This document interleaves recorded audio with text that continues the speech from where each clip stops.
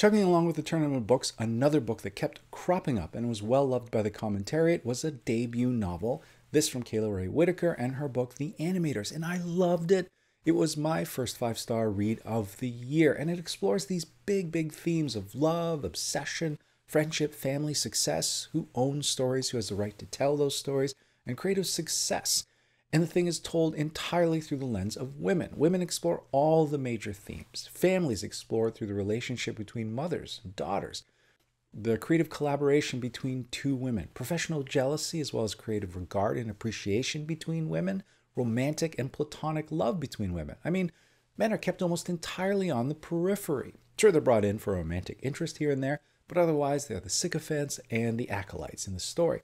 It is clear from the very beginning, women are running the show, and it is their unapologetic story to tell. And the thing reads like a house on fire. You could argue that Kayla Ray Whitaker falls into the debut novelist trap of throwing absolutely everything on the page, but it is still so incredibly readable.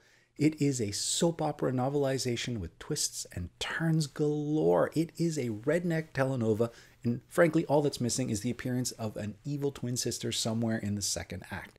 There is chaos galore, but all you need to know before diving in, it is about two female animators and their creative journey. Don't read the dust jacket. Don't read book reviews. Just dive right in. Put your faith into Kayla Ray Whitaker to get you there. And I will try and do you the favor of not spoiling anything in this review as well. And I will say that several people felt the story took a little time to really build up steam. You're well past that 50-page rule before things start picking up. So I admonish you to stick with it. I assure you, this is more than just the story of two New York artists that start out on the fringes with a requisite meet cute at a prestigious college, because that's exactly how it starts out. Mel Vaught and Sharon Kisses meet at the prestigious Bannister College.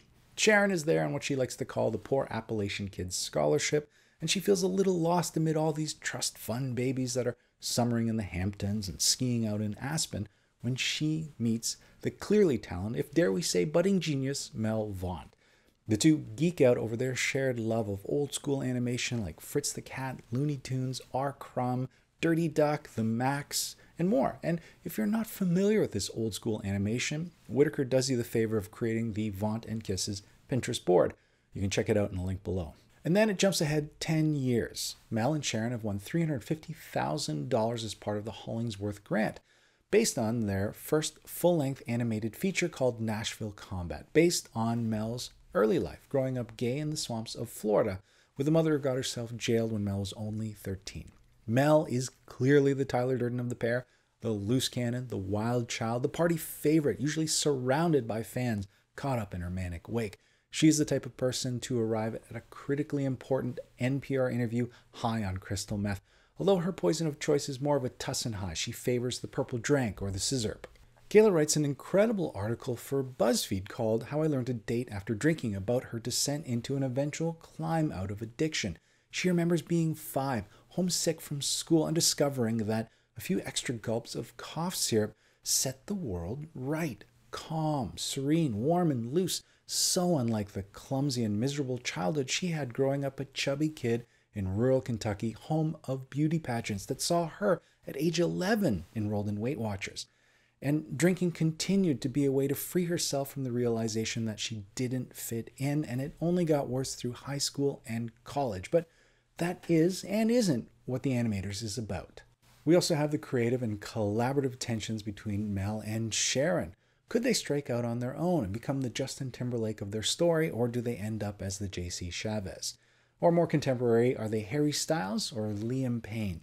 And I also love how they portray the consuming creative process, hunched over their drawing boards, ashtrays overflowing with cigarettes, hands cramped, eyes swollen, and still hitting their nose to the grindstone day after day. I mean, we're all creatives here on BookTube, and I won't deign to speak for all of you, but what I do, it scratches a creative itch. But it's such a precious little thing. I'm a dilettante dabbling in video. I could go away for a week, leave for a month at a time, and it doesn't make that much of a difference. It is small potatoes here. But I do know something about that all-consuming creative need. I remember a lifetime ago in a company I worked at where the agency shit the bed and failed to deliver an interactive Flash CD-ROM. This is back in the days of Flash and all the atrocities that it was responsible for. I can't say I miss it, and I am glad it is gone from the web. But back then, it was a big deal. I had a month and a half to recreate everything that they had done. I wrote new content, wrote the algorithms for all the transition, did the sound design, did the video design, did all the illustrations and the animations, and it was a consuming process day and night. It got to the point where I physically couldn't sleep. I was sitting in the living room with a blanket hunched around my shoulders, just staring into the darkness, waiting for the phosphorescent after images to die down behind my eyes. And that was a lifetime ago. I think that level of stress right now would surely kill me. But I loved reading about that consuming creative process on the page. There's a ton more in the book to unpack. I swear this would make a fantastic book club pick. You could just riff on topic after topic. It takes a little while to build up steam, but once it does, it is unrelenting. Whitaker is a master at writing conversation, and it was a joy to spend time with Mel and Sharon. I love this book. I highly recommend you check it out if you haven't already. Well, that's it for this week. Again, I have no idea. IT issues haven't been resolved, but what's great is the Office has upgraded me to the Creative Cloud, so I'm working on a completely new workflow with programs that I've never used before, but I'm eager to dive into. It's the latest and greatest, so we'll see if it's a good or a bad thing, but I can't wait to try this all out in the new system. So, there you have it. I hope you all have a great week of reading, and we will talk to you soon. Bye.